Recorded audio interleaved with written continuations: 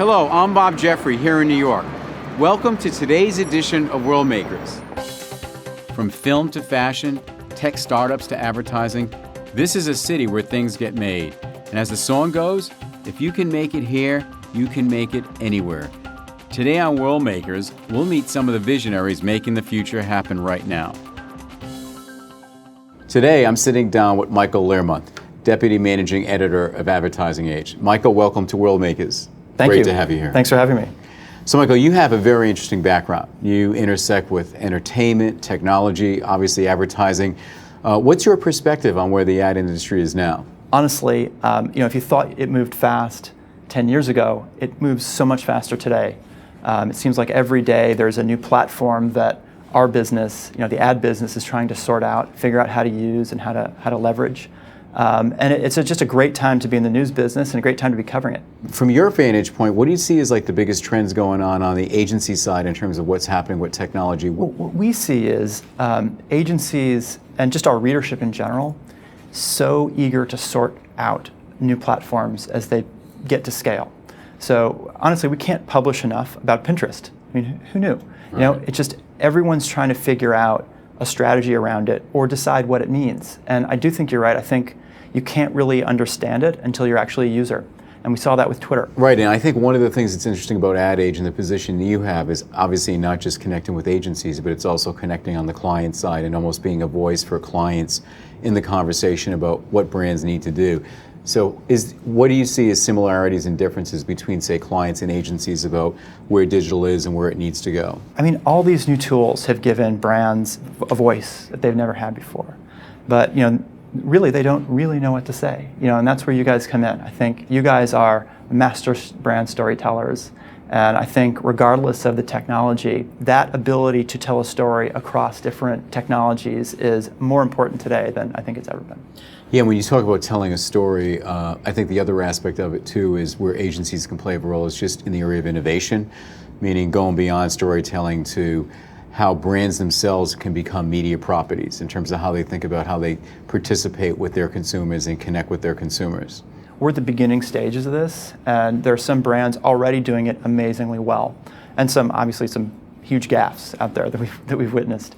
But I think that this trend of the brand behaving more like a person, communicating with people in a way that they would kind of expect a community member to communicate with them is an important permanent trend that is just here to stay. Which, in the world of brands, I think a lot of brands would aspire to do that, but it's hard for them because some of these brands are part of companies where it's a command and control culture in terms of the content that you can put out there, right? So yeah, it's not just brands; it's media organizations. There's a lot of adapting that has to be done. You see just tons of right-sizing left. In media, these organizations adapt to give the audience what they want, as well as brands. I mean, one principle is that it doesn't matter what category you're in, it's about telling the story, and ideally, if you have, like in the case of Apple, a great product is the foundation for telling the story. Yeah, I think if you have a great product, in a way you have it easy. The story is the product.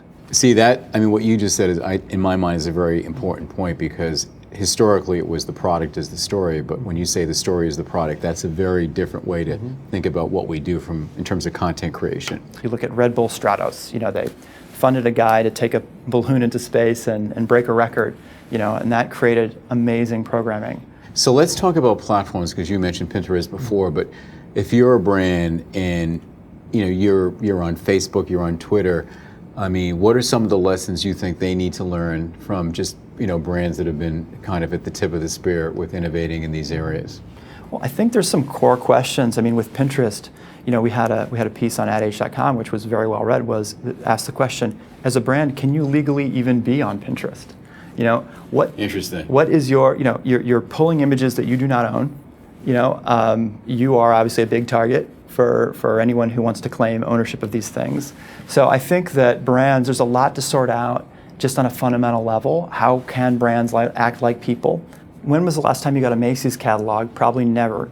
But would you flip through a customized Macy's flipboard that had stuff that you already knew you were interested in? Yeah, you might. There's tons of opportunity. But going back to TV, so because it was popular for a while for both clients and agencies to say TV is dead, and it's clearly not dead. No, that's been like the greatest myth, really perpetrated by, I think, Silicon Valley on their house press, essentially. They just don't get that TV's far from dead. That reality has trickled in. TV's going to move, that's for sure. It might be on Area next week or next year for a big percentage of New Yorkers, but that format, with Mad Men, that 13-episode, mega movie, consumers love it, and it's. Yeah, I was reading something. I more or less tend to watch those shows when they're on the air, but I guess they've done the research and there's a whole trend with people not even watching them discreetly, but actually waiting for the season to end and watching them in the aggregate. Yeah. And there's a whole other kind of marketing angle with that. Right. Well, that's a different set of economics. If you don't subscribe to HBO, you can, get it later on Netflix or, and then binge watch it. So my point of view about all of this is that there's never been a better time to work with a brand in terms of communications, because there's so much change going on and it's happening so fast that there's so much room for experimentation. There is. if you think of the players in the TV space today. I think Netflix has a better brand than NBC. It's an amazing ascent of an entertainment player. Amazon is going to be huge in entertainment. That's great, Michael. Well, thank you for spending the time on Worldmakers, and thank you for watching the latest edition of Worldmakers.